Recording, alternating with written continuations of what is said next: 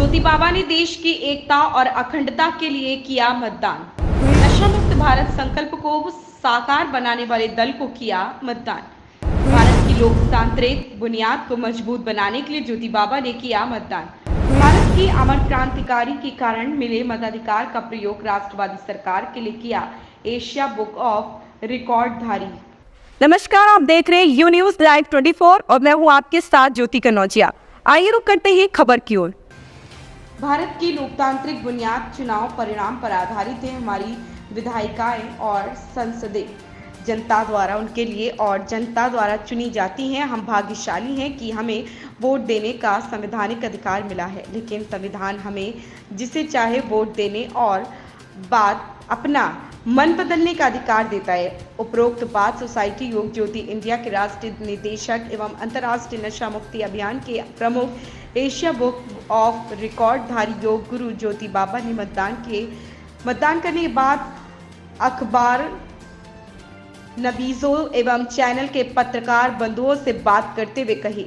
ज्योति बाबा ने जोर देकर कहा कि इसलिए हमने सुबह जलपान के पहले मतदान कर लोगों से ऐसा करने का आग्रह कर रहे हैं।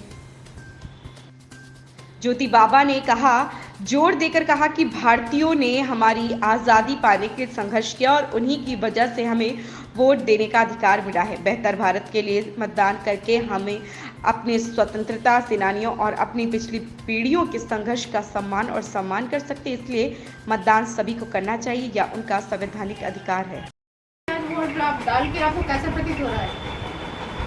मुझे बहुत गर्व का अनुभव हो रहा है कि मैं भारत का नागरिक हूँ और भारत के नागरिक होने के नाते मैंने अपने मताधिकार का प्रयोग किया और सुबह सुबह जाकर के पहले जलपान ना करके पहले मतदान किया, ताकि मैं अपने मताधिकार का प्रयोग राष्ट्रवादी सरकार को चुनने के लिए, देश की एकता और अखंडता को बनाए रखने वाली सरकार को चुनने में अपना मतदान कर सकूँ।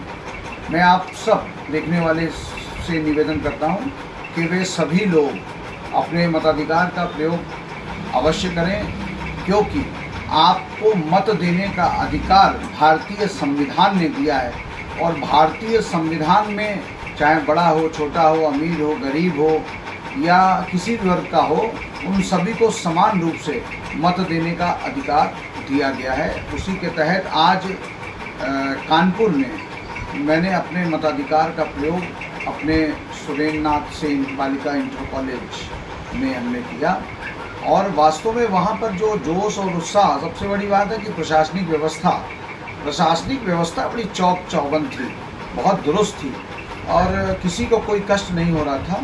प्रॉपर तरीके से सभी लोग जो है अपने मताधिकार का प्रयोग कर रहे थे और शांतिपूर्ण स्थल और जो एक मॉडल जो एक बनाया उन्होंने, वो वास्तव में, और वहाँ पे पानी की समुचित व्यवस्था भी थी और लोगों को बताने के लिए जो विभिन्न राजनीतिक दलों के लोग थे वो प्रॉपर तरीके से लोगों को बता रहे थे। तो हमेशा प्रॉब्लम होती थी, वो इस बार आपको कुछ महसूस हुई क्या?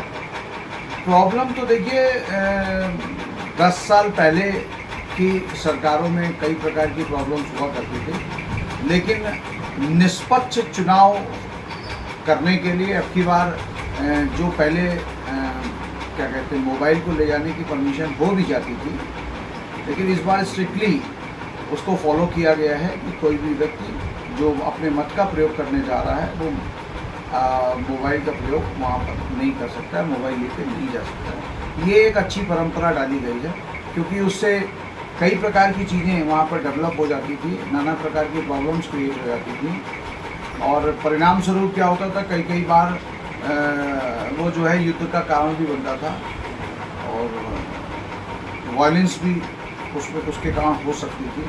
तो किसी को कोई ठेस ना पहुंचे, इसलिए सभी लोग समान रूप से, सभी वर्ग के लोग एक साथ बिना किसी डर के निष्पक्षता से जा कर के वोट डाल रहे हैं। आप भी यदि अभी आपने वोट नहीं डाला है तो सबसे पहले जाइए और अपने मताधिकार का प्रयोग करिए और हाँ, याद रखिएगा, राष्ट्रवादी सरकार को जरूर चुनिएगा जो राष्ट्र की एकता और अखंडता के लिए काम करे और जो सनातन के लिए काम करे। उस सरकार को चुनिएगा जो सनातन हिंदू धर्म के लिए काम करे, उस सरकार को चुनना है।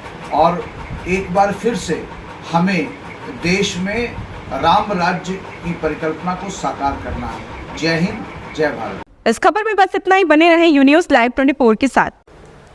लेटेस्ट अपडेट पाने के लिए हमारे चैनल यू न्यूज़ लाइव 24 को सब्सक्राइब करें, लाइक करें और साथ में बेल आइकन दबाना बिल्कुल ना भूलें।